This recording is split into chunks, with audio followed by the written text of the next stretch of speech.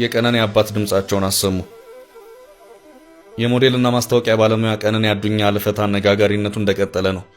የወጣቷ ቤተሰቦች ድምጻቸውን አሰምተዋል። የወጣቷ ቀነኒ አዱኛ ሥርዓተ ቀብር በትናንትናው ዕለት በአዲስ አበባ ቅድስት ሥላሴ ካቴድራል ተፈጽሟል። ቀነኒ ከፍቅረኛዋ ድምፃዊ አንዱዓለም ጎሳ ጋር ከሚኖሩበት መኖሪያ ቤት ሌሊት 10 ሰዓት ግድም ከ5ኛ ፎቅ ወለል ወድቃ ሕይወቷ እንዳለፈ መነገሩ ይታወሳል።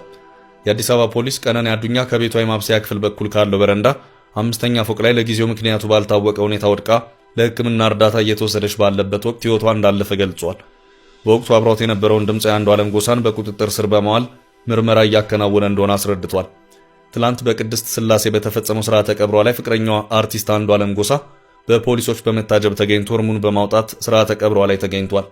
የቀብር ስነ ስርዓት ከተፈጸመ በኋላ አባት አቶ አዱኛ ዋቆ ለቀስተኞች ፊት ባስተላለፉት መልእክታቸው የልጃቸውን ፍትህ በእጅጉ እንደሚሹ ማሳወቃቸውን ዶቼ ቬለ ዘግቧል።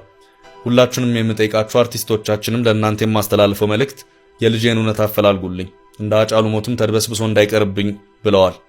እኔ ለማስተማር ነበር ከቅፍ ያወጣዋት እንጂ እንዲህ እንድትቀጠፍብኝ አልነበረም፣ ሌላ የምለውም የለም ሲሉ ተደምጠዋል። አባት አቶ አዱኛ ዋቆ እኔ ቀነኒን የማውቃት እጅግ ታታሪ፣ ስራን የምትፈጥር ደግሞም ስራ አክባሪ ናት። እንዲህ ርኩስ መንፈስ ይዟት ራሷን ታጠፋለች የሚለውን ውሸት ነው የምለው።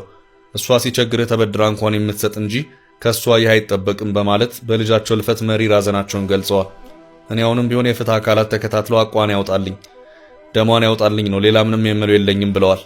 ለጋዋ ወጣት ቀነኒ አዱኛ ከአባቷ አቶ አዱኛ ዋቆና እናቷ አስቴር መኮንን መጋቢት 7 ቀን 1991 ዓ.ም ነበር የተወለደችው። የፊታችን ቅዳሜም 26ኛ ዓመት ልደቷን ለማክበር ስትዘጋጅም ነበር።